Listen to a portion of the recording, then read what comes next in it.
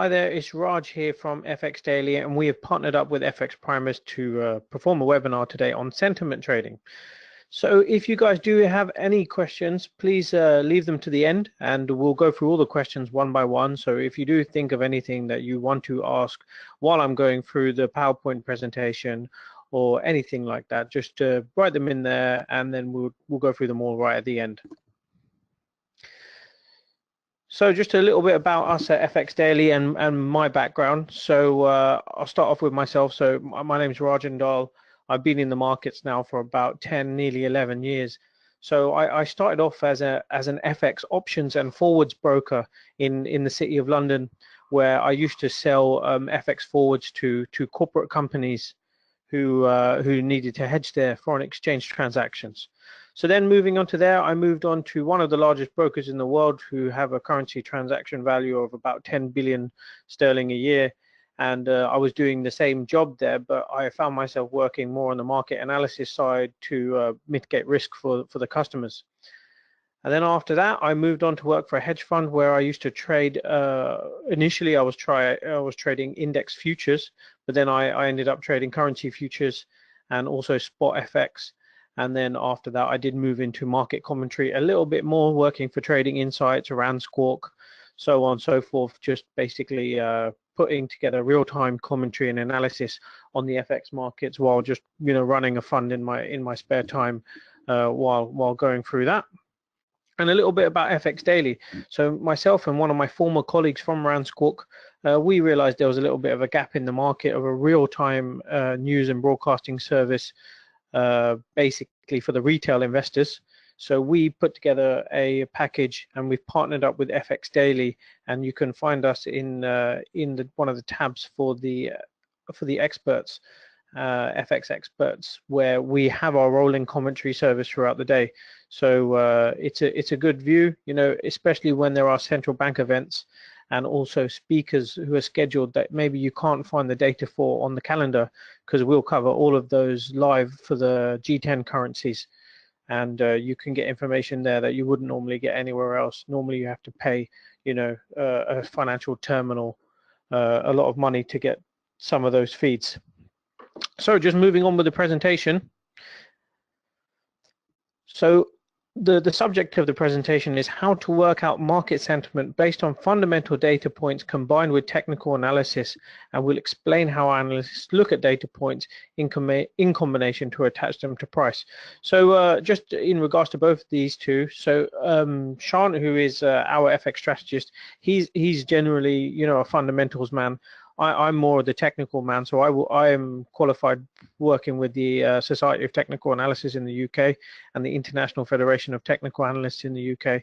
And I also write for both of those companies and do webinars and seminars. And I also lecture at the London School of Economics in regards to price discovery. So all about technical analysis is what I do. But plainly, if I could describe what we do, is I wouldn't say I'm 100% technicals. I would probably say I'm 60-40 in favor of technicals versus fundamentals, because we do look to confirm some of the moves that we have, our setups, based on the fundamentals to drive the sentiment, which is obviously what we're discussing today. So moving on. So the things that we'll be discussing are the major points, data points rather, so GDP, interest rates, current account, trade balance, major correlations with them, inflation, which is the biggest thing right now, and employment data, so how they affect major currencies and how they affect sentiment in trading. Then after that, we'll be looking at the market themes. So I'll go over some of these right now as we're discussing this. I mean, if you do want to make any notes on anything that I'm talking about, I'd probably say now is the time to do so. So let's discuss inflation in the US first of all. So obviously, very recently, you can see the dollar has weakened a lot. Now, that is obviously going to be a major help towards inflation, but let's just discuss the key things about inflation leading up. So over the past 3 years, so let's not take the start of 2018 onwards, so the 3 previous years before that, recovering from the financial crisis has been insanely difficult. So I don't mean in recovery in terms of the stock markets, because the stock markets have done absolutely fine. We've had an amazing bull rally, probably one of the longest bull rallies in history. But what I am talking about is the introduction of QE really ruined some of the original economic cycles that we used to see long term in the past. So what essentially ended up happening is the growth rates came back into the market, and we ended up having a period of a zero interest rate period. So they call it ZIRP here in the UK and on Wall Street. But this meant that as the economic situation was getting better in terms of the stock markets, they weren't able to raise interest rates because that would affect households too much on things like mortgage payments and things like that. So that was one of the biggest things that was making inflation a laggard in terms of the economic data points. So this isn't only a problem in the US. EU has a problem, and pretty much all over the world. So the cost of goods was not increasing. So essentially what this does on an economic scale is, if everybody thinks that the price of things aren't increasing, that gives them no incentive to buy things now. And we're not only talking about the common man, we're talking about corporates as well. So in regards to, let's say, oil, not taking this current bull rally into account, but previously, if they didn't see the price of oil rising, they wouldn't stock oil. They would just maybe think that the price would fall, and they wouldn't purchase it. Things like copper, iron ore, nickel, zinc, tin, lead, all exactly the same thing. So if inflation was not being induced, they would hold off their purchases, and that would slow down the consumer-led inflation growth, which is what we saw for a very long period of time. So now, since the start of this year, we have seen some price increases in raw materials, for example, oil and copper. And we are seeing some inflation pushing through to the market, but none of the data has recorded this. So this is essential. So all of this is denominated in US dollars. So that's how everybody pays on international trade for these commodities. But inflation was the readings for the US weren't improving at all whatsoever. And this was one of the mandates of the Fed. So in the FOMC meeting minutes, are we worried about inflation? Are these only transitionary effects from pulling back into a bull market? And we kept hearing these comments from people like Janet Yellen, Bullard, and these are all very important FOMC members. Cash Carey seems to be the one who talks the most. And he was the last dissenter who didn't want to raise interest rates because of the inflation readings. So if you are looking at the US dollar and you do think that it's going to bounce back, inflation is the most important thing. So I'm not going to talk about inflation again with the EU. Let's talk about growth. So growth is a massive factor, and we have been seeing GDP growth rise at a very good rate. And hence we've seen a rally in the euro. But the issue with this euro rally is it's not as much as euro going up as it is as the dollar going down. So you do have to bear that in mind. There's a two-way scenario. And also, if we think about it, there's four variables in this trade. There's euro bulls and euro bears, and dollar bulls and dollar bears. So we have to verify which way it's going from those four variables. So, but the growth has been picking up.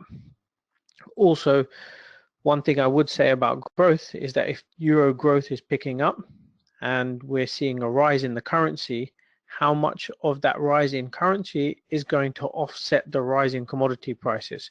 So let's say, I'll put this in very simple terms. So if the euro rises 4% and crude oil rises 4%, they're ending up going to be paying the same amount in dollars. So that's not going to induce inflation.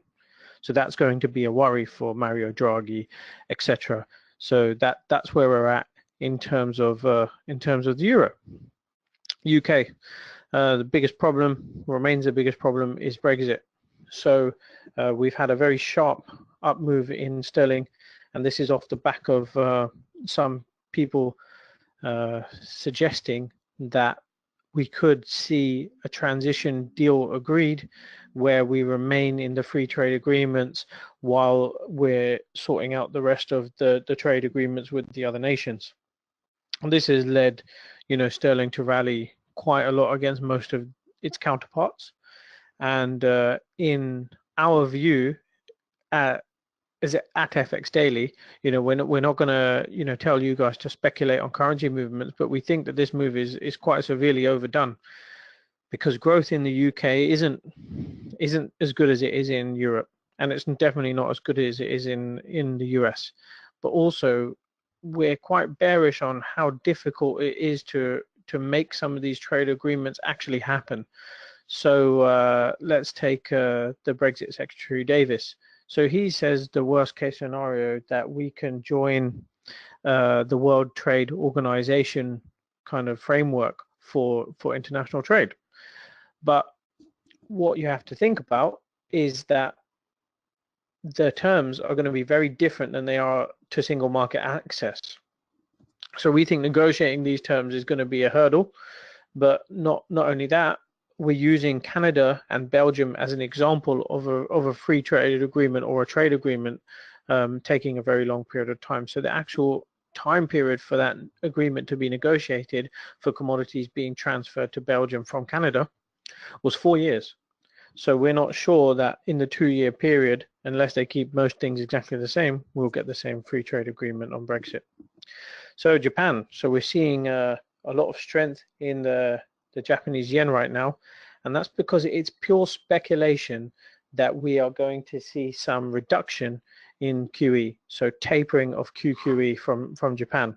So Kuroda, he has to come out and say that this isn't the case, this isn't going to happen, because he can't afford for the export-led economy in Japan to be affected by a stronger Japanese yen, which it is at the moment anyway.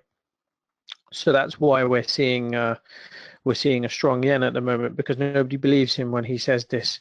But the biggest hurdle for them is also inflation, but not normal inflation, also wage inflation. So Japanese, I don't know if any of you guys know your economics or your histories about Japan, but they are traditionally savers. So they have massive fund accounts with pension funds, etc., massive saving accounts that we don't really see in the Western world. So the UK and the US are consumer-led economies. Japan is not a consumer-led economy. Their philosophy in Japan is to save for a rainy day. So when we talk about fixed income flows and how that affects FX markets, if they don't see any kind of inflation coming or any wage inflation coming, you just see continuous amounts of money not being spent. So that's the importance of inflation in Japan and the end of QE. So going over to Canada, and we recently had an interest rate rise in Canada. Interestingly enough, as the interest rates rise was announced, so they hiked by 25 basis points, we actually saw a weakening in the Canadian dollar on the day, and this was basically due to the dovish nature of the rise. So make of it what you will. If Governor Polos has to deal with politics and the political situation surrounding NAFTA, there has been a disconnect between debt levels, so household mortgages, credit cards, etc. in Canada, and raising interest rates. Every time they raise interest rates, it hurts their people in terms of how much they have to pay in interest to service those loans. And most recently, the bearish headlines surrounding the Canadian dollar have been about NAFTA, so the trade agreement between the US, Mexico, and Canada. So Donald Trump has fiercely called NAFTA a bad deal for the US, and he said that that we can afford to get lumber, so wood and commodities materials, cheaper from Canada than they could in the States, and he's trying to protect his country. So he's obviously said that that's a bad deal for them. So they're working out new arrangements for that. So fundamentally, if anybody sees any bearish headlines on the NAFTA negotiations, it will affect Canadian dollar and the Mexican pesos quite badly in a negative fashion. Australia is an interesting one at the moment. So the commodities price rises and the interest in commodities from China is what's pushing Aussie dollar and Kiwi dollar up. So let's talk about the pair of them together. So Kiwi dollar apparently we're seeing large amounts of orders for meat products from the middle class rising in Japan and in India. So we're talking about things like lamb, milk products for baby boomers. So this is what their trade normally is. And then from Australia, we're talking about the mining products. So the gold, copper, iron ore, etc. All of this flow is being driven by Chinese trade for both of these two countries. Also, the good part about these two countries is they managed to keep interest rates at a stable level while actually the rest of the world reducing their interest rates. So the carry trade has been important here. And what I mean by the carry trade is that if you're in UK, for example, and you've got a very low interest rate, let's say of 0.25 or 0.5%, historically of what we've seen, but the interest rates in Australia are up at 1.5%. If you're holding your money in Australian dollars, you are making the 1.5% versus the money that you're losing in the UK. So that carry trade has been important for New Zealand and Australia, and why we've seen a price rise. But if you remember, when we saw a large fall, it was because things were turning the other way. The political situation in both countries wasn't very stable. So in New Zealand, they had a hung parliament and they had to create a coalition that led to a fall in the Kiwi dollar. And Australia, they also had elections where the favourite for the Labour Party didn't win. So they also had their own political problems. So that's the market themes at the moment for all the major currencies. So I'm just going to move on to the next slide. So politics. I won't spend too long on this because I don't want to bore everyone, to be honest. But in the UK, Theresa May's position is not safe. You guys are over in Cyprus or wherever you might be in the world, but over here in the UK, I can tell you firsthand that Corbyn is gaining more and more popularity, and he's a leftist. Theresa May is trying to go through the Brexit negotiations, and she wasn't a Brexiteer, so that tells you that just speaks problems. Her approval ratings are falling all the time. Now in Europe, so for Spain, Germany, and Italy, there's been massive problems politically. So Spain, we're talking about the Barcelona Catalan situation, and they're wanting to start their own nation, effectively a Monaco, the same way Monaco is with France. They want Barcelona to be the same in Spain.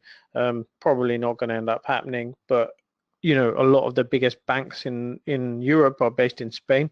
So it's the Santanders, the BBVAs, those kind of guys. That's going to take a lot out of the GDP from Madrid if the Catalans move away from Spain. So that's the biggest problem right there. Germany, we're actually currently in coalition talks between Angela Merkel and the SPD party. So they're deciding, and apparently the talks are going to be on Monday at 5 p.m. to see whether they have resolved a coalition. But the biggest story moving forward is going to be Italy. So this is why, we think the dollar move is overdone, because people are discounting the political situations elsewhere, and the Italian elections will be coming up, and the five-star movement, who are led by the comedian, are gaining more and more every day in terms of popularity, and they're also very much against things like immigration, against trade. They want, I suppose, less of a commercial Italy and want a stronger Italian union, and that's going to be bad for the currency effectively. Donald Trump, I don't know how much everybody wants me to say about Donald Trump, but he is a very interesting character. He was speaking at the World Economic Forum in Davos today, and everything he says, is that he wants to pull back trade to the US. He wants to internalize trade in the US, and that is inevitably going to hurt the dollar, which it has done. So most of this dollar weakness has been off the back of Trump, being a buffoon sometimes. But also, if you're looking at the US dollar interest rate yields, so for the 2-year, 10-year, and 5-year, so the interest rates, as they move higher because of political instability and also them reducing the balance sheet of QE, Trump adding to the mix of being a bit of a loose cannon doesn't help. So that obviously is a bit of a problem. But as yields rise in the US, do expect some dollar flow to move back to the US, so for the US dollar to rise, because if the yields are going to look attractive to investors, then investors will buy US debt over any other country because they're the most likely to pay their debt back. So we spoke about New Zealand, so I won't speak about that one again. So putting it together. So here I've put a dollar index chart, and you can see that's a very bearish picture and moving down. Okay, well, since I've posted this, we have recovered, and I will go through some of the charts, updated charts, but this was done at the start of the week. Now you can see some of the moves lower in the dollar index have been pretty sharp, and we will discuss them. So right now the price action on this chart does look a little bit bullish. So you can see the 90.12 level has been rejected a few times on the downside, and these candles from a technical perspective are called hammer candles. Now they generally, I'll point to them actually so you can see which ones I'm talking about. If you can see that, just these candles right at the end of the move on the last wave down. So they're hammer candles. Now they show that the bottom of the move or the lowest point of price has been rejected, and price is looking to move back up. But as this dollar move has been so aggressive, it's very hard to confirm these moves and to have faith and confidence around these candles. So my personal suggestion to everybody would be not to trade individual daily candles until you get a firm close on the New York close to the upside. What I mean by this is that where the candles close, we need to have 1 or even 2 days of higher price action going through the 91 area to confirm a move to the upside. If you do want to trade this to the downside and follow the trend, which is always the safest way to trade, I would generally look at a break of 91 down to even the 86s, even lower than that, 85s, and again,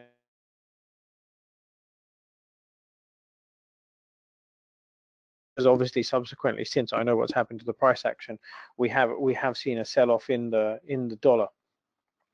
So that's more of a technical viewpoint.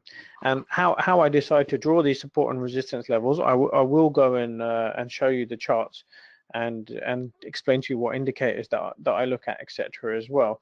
But you know, right now we are currently trading around the 89 level, but it still looks like we are rejecting downside moves for in favor of a move higher.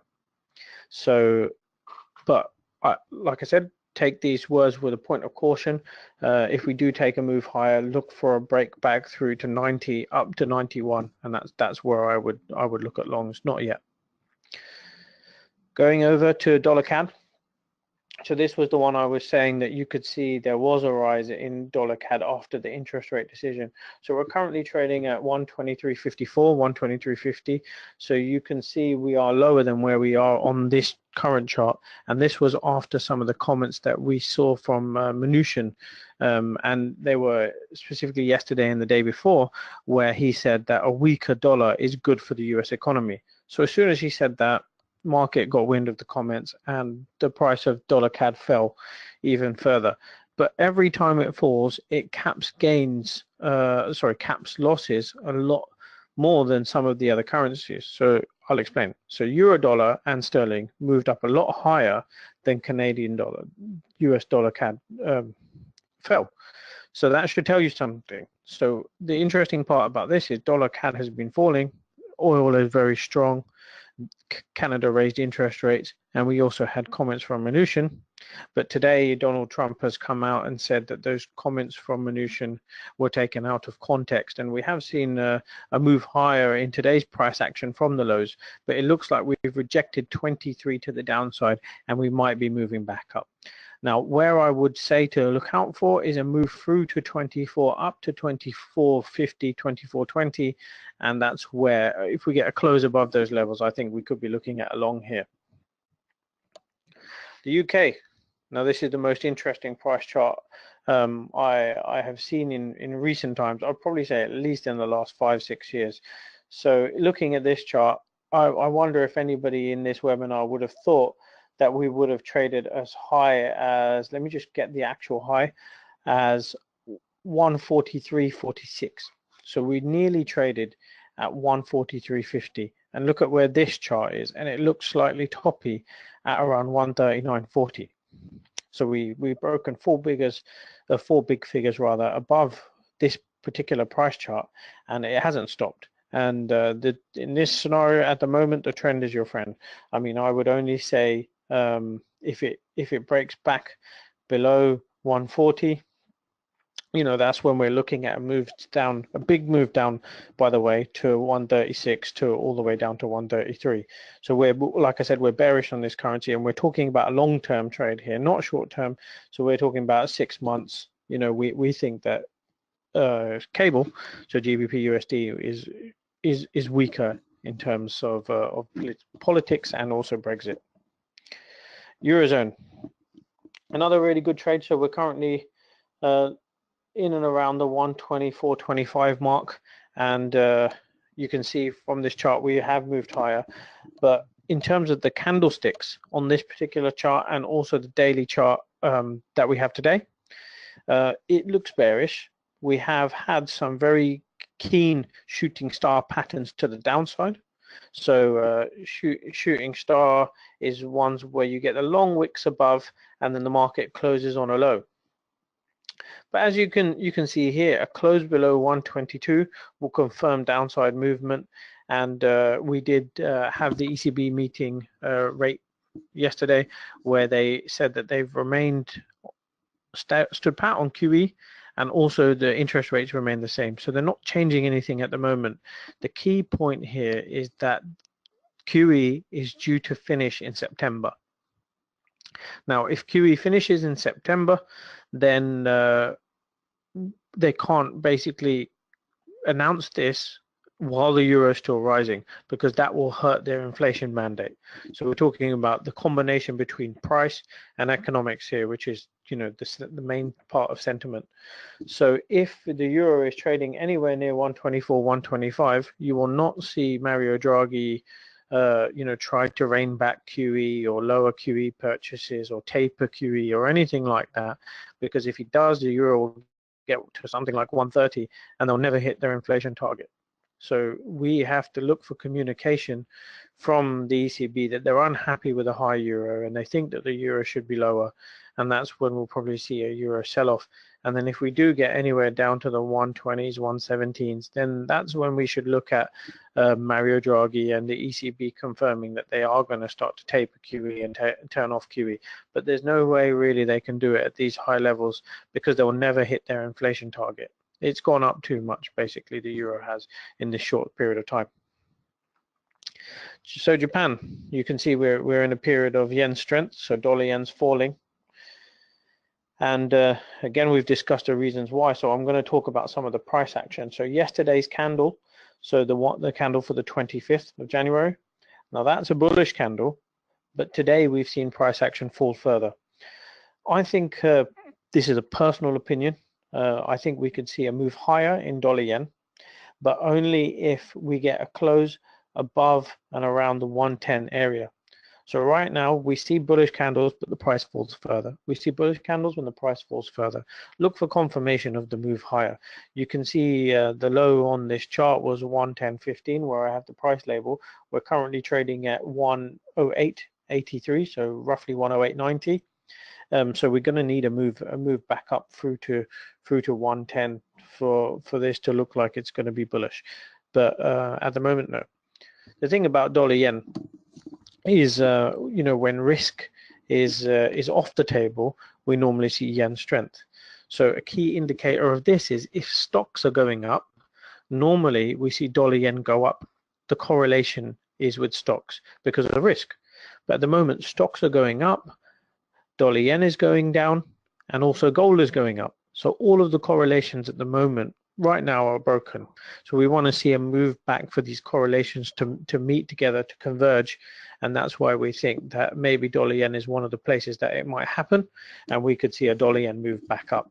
So remember, if you do have any questions about anything I've said, just please note them down and we'll go over the questions. I understand it is a lot of economics for a lot of people, but I will explain if you do have any questions. So Australia, isn't this a great bull rally? So this is one of the ones that we were talking about. So today we're currently trading very close to the 81 handle. So you can see this one was 80. So it hasn't really moved as much, but I think it was yesterday, we saw a fall in copper and iron ore, but then a recovery in copper, but iron ore's prices didn't recover as much.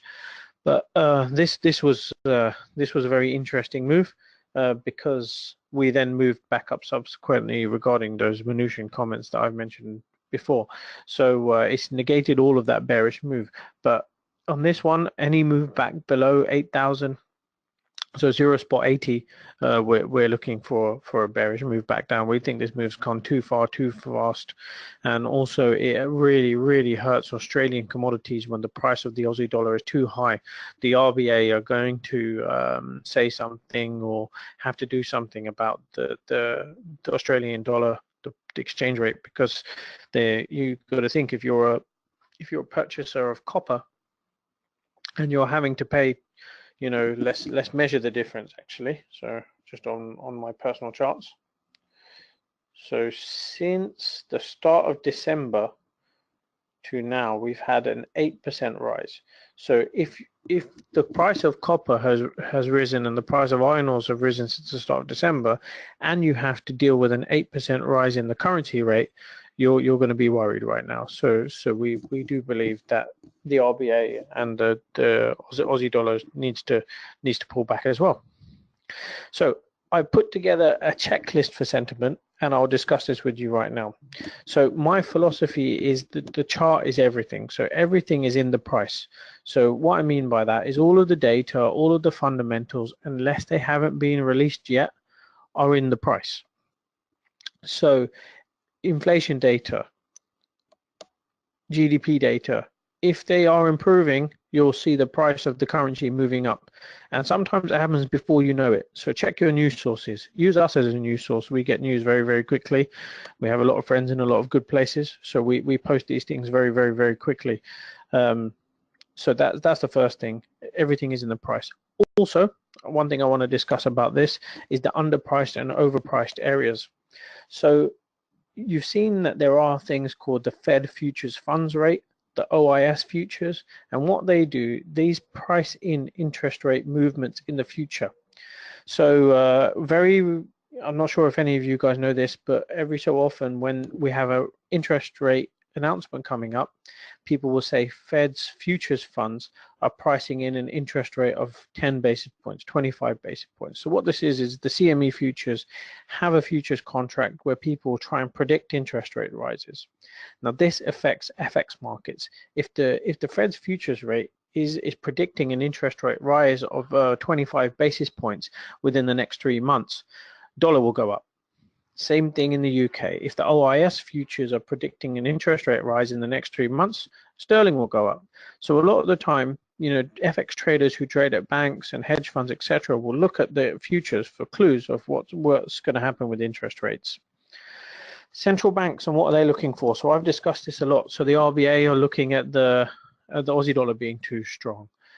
The ECB are looking at euro being too strong.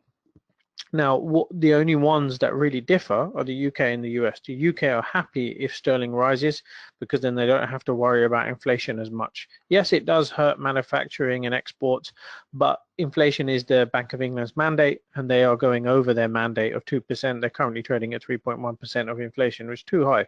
So they're happy if the price of sterling goes up. US, at the moment, they're happy that the price of the dollar is going down because they can't induce inflation. The worse the dollar is, the more expensive their imports are, the more inflation goes up. Very simple but interesting calculation. If you have to pay more for your goods, your inflation is going to go up. So they're happy with the weaker US dollar, and they're hoping that the next reading of inflation improves. Big technical levels. Now these are important. So the ones that I normally put on my charts are the lines going across there in the grayscale. These are levels that are normally derived from the weekly charts, sometimes the daily charts, where prices have bounced 1, 2, 3 times, and they're important levels for the market. Now I'm going to explain these technical levels from an options point of view as well, because I used to work in the options market. And effectively what happens is that big corporate companies that you might not be aware of, they put orders in the market to transact their FX transactions. So an example of this, I'll just throw any kind of company out there that everybody will know, is a brand company like Coca-Cola. So if Coca-Cola have a sterling dollar transaction, so they're they have operations in the UK, and they need to move the money from the UK over to the US. They will not want to move that money away when sterling is strong, because they won't get as much for their money. But every company, most corporates, will have a floor and ceiling level. So a level where the currency is too high for them to change it, and when it's too low, where they can't afford to miss the opportunity. And this is where the technical levels come in the market. So the support and resistance levels. If you see a price bouncing off a really obvious level, and you see the price action and you're watching it quite closely, it's sometimes obvious that there is a corporate there, or a big order there, or a fund there, and they can't afford to transact at a different price. So that's what I mean by technical levels. And that's one of the key things that we focus on. Very rarely you get information about a merger and acquisition and the price that they're looking to do their transactions at. So an example of this would maybe be the Fox takeover of Sky. So if it's like a £8 billion takeover, they have to change that currency at some stage.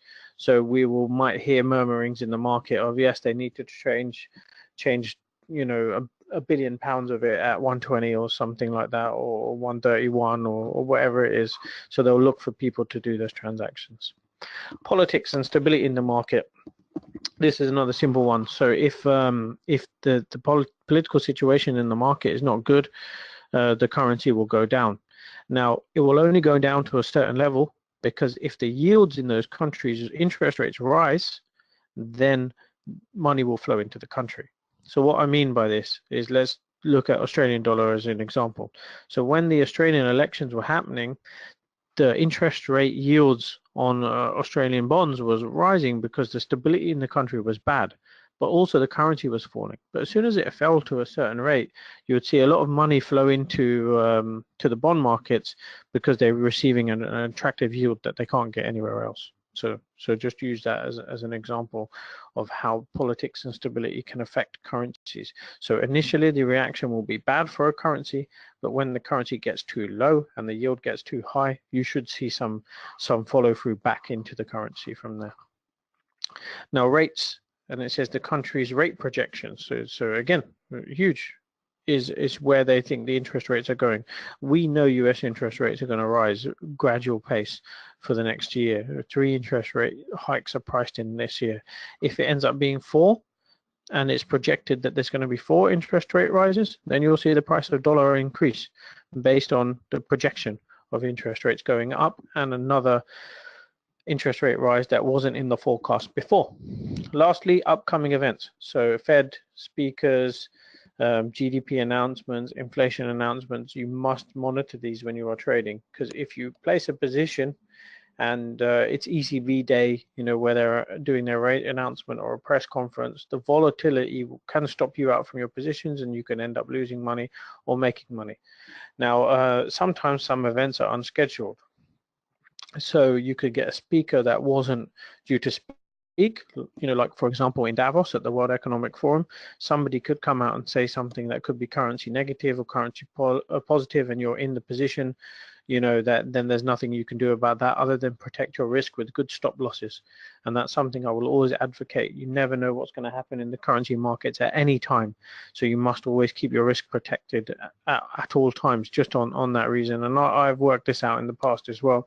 There's been days where a speaker's come on TV in another country where they're not even scheduled to be, and I've had positions ruined because they've said something about the economic situation in their home country, and the currency has fallen off a cliff when I've been long, or it's gone stronger when I've been short. So that's that there. So I want to say a big thank you to everybody that did join the webinar. I know it's a lot to take in. But I hope I made this understandable for you, and if I didn't, please ask me any questions you want, and I will go through them one by one to try and help you understand and look at the currency markets in the same way that we do. So just give me a second, and I'm just going to have a look to see if there were any questions posted.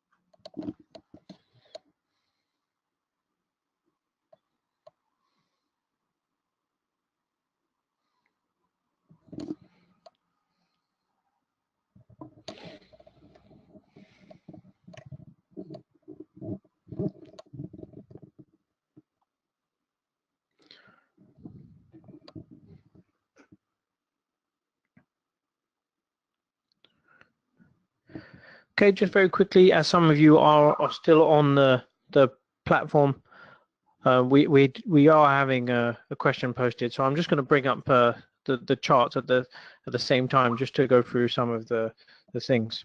So somebody's question is about NAFTA.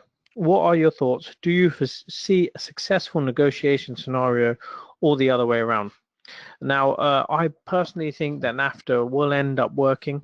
I think it's too important.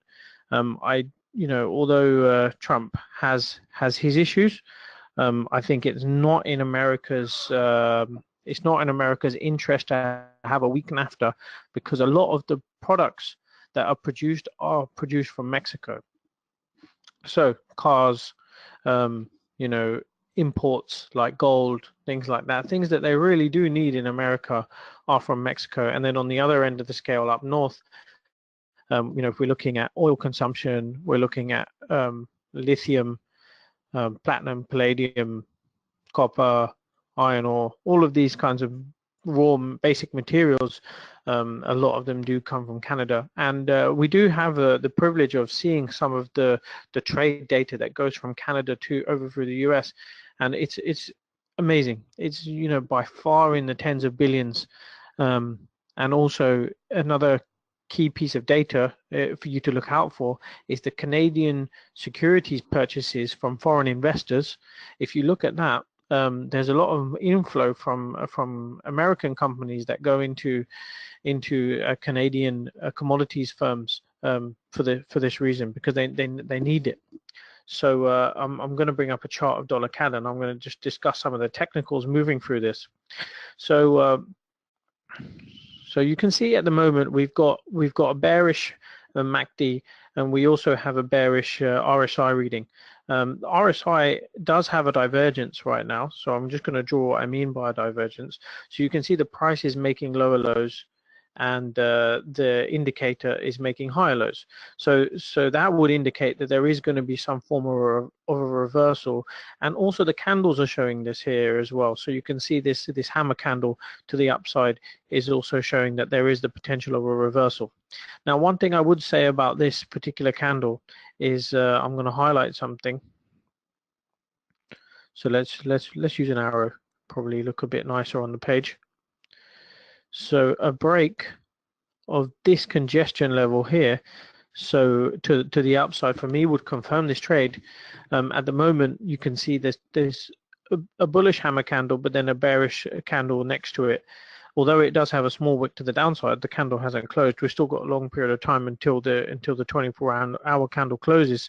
I will look at the US close at 10 o'clock and to see whether it goes up, but only if we see a break of there. But then NAFTA negotiations, we foresee them taking another 2 months or so, and yeah, I do think it is going to be positive. Just Trump has to save face right now.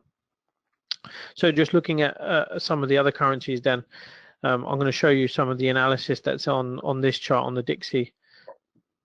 So this is the dollar index daily chart, but I'm actually going to bring it to a monthly chart.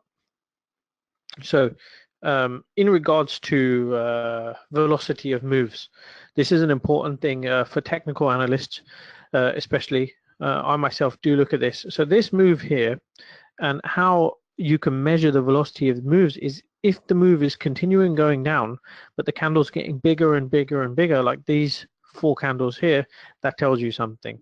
So don't really bet against a trend that's doing something like this. So right now on the monthly chart, this is one of the largest monthly candles on this whole chart. And you can see where I've got the support and resistance levels in here. So this 89.62, and where we are now 89.70, it's holding but not very well. And there's one here 84.75 is probably the most important of the bunch. So we could see a move lower here. So again, let's bring it on the weekly so you guys can have a look. The momentum of these weekly candles has not slowed down. It's still bearish. We need to see some confirmation of a slower move in these candles for me to feel like this is going to turn around and go for a long. This candle could come all the way back up and produce a wick and a hammer candle.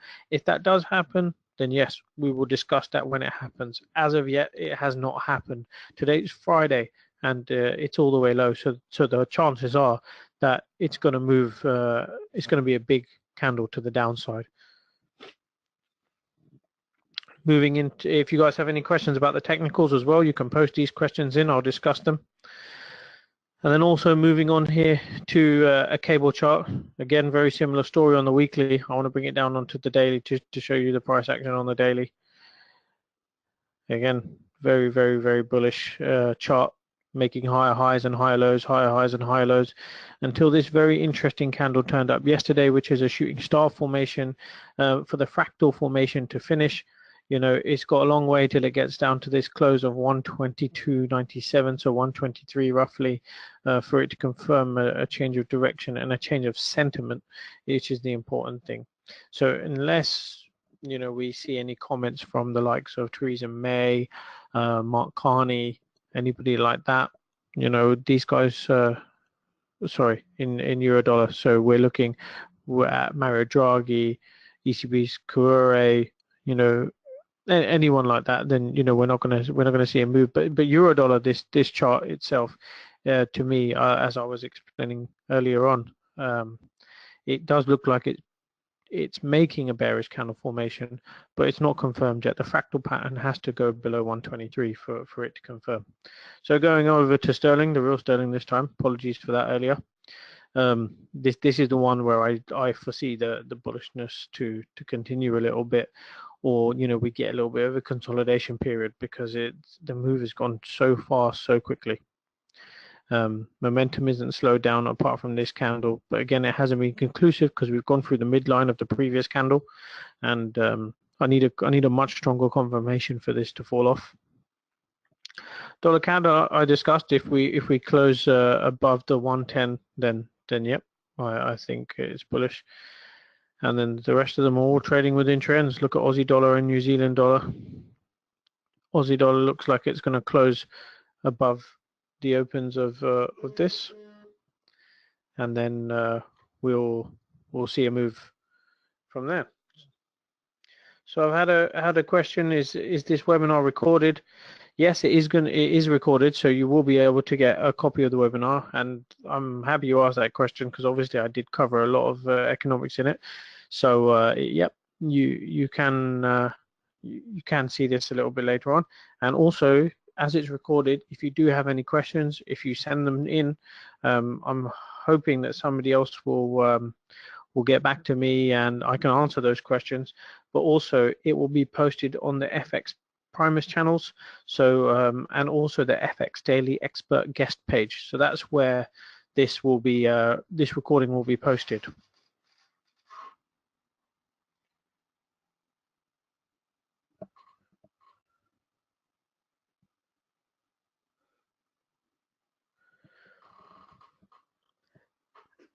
And then just lastly, just moving away from the dollar, because we've discussed that a lot today, is euro sterling. So from a technical point of view, this looks like it should be making a move up. I'm going to show you on the weekly chart.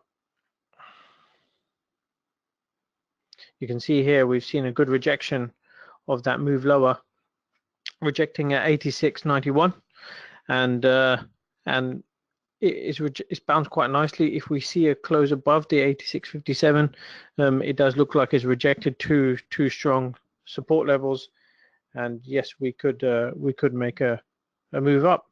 So also our website, so fxdailyterminal.com, we will be posting the website on there. And remember, so we've got the information that's on the FXPRIMUS expert guest page, but we also have our website at fxdailyterminal.com, where you can find all details on all the major currencies, and we update the page very regularly with new news announcements. So any key major economic data points that you have on your calendar, come over to our page and we'll cover them live.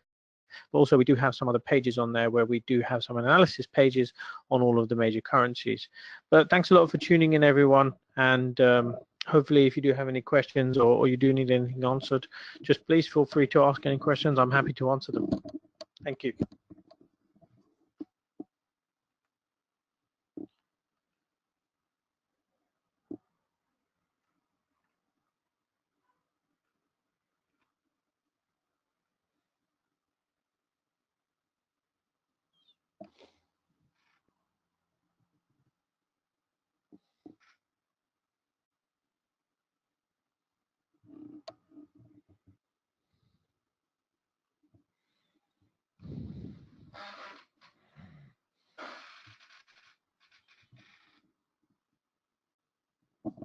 Okay, I had a last minute question here. I don't know if you are still online, but do you agree with the fact that a weak US dollar is beneficial to the US dollar administration on the short term? The answer is yes.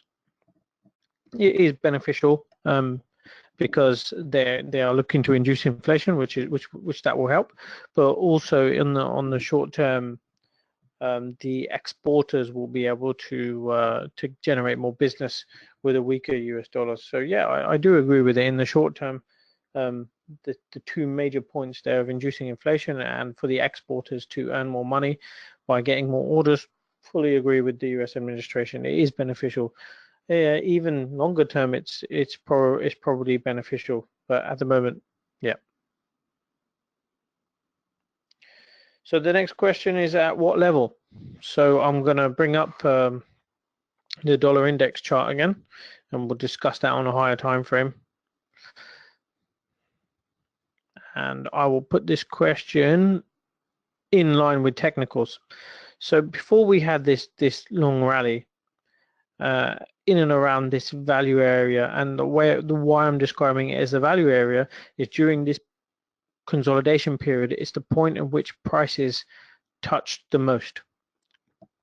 So what I mean by that, at 80.80, if we collapse the whole chart to the left-hand side, you would see a very strong point in the bell curve of the distribution. So the price stayed at 80.80 more than it did at any other price. That's where I think a long-term target could be. But right now, I think between these two consolidation areas is fine. So anything from 85 all the way up to 89.62 is the area in which I see this move getting to.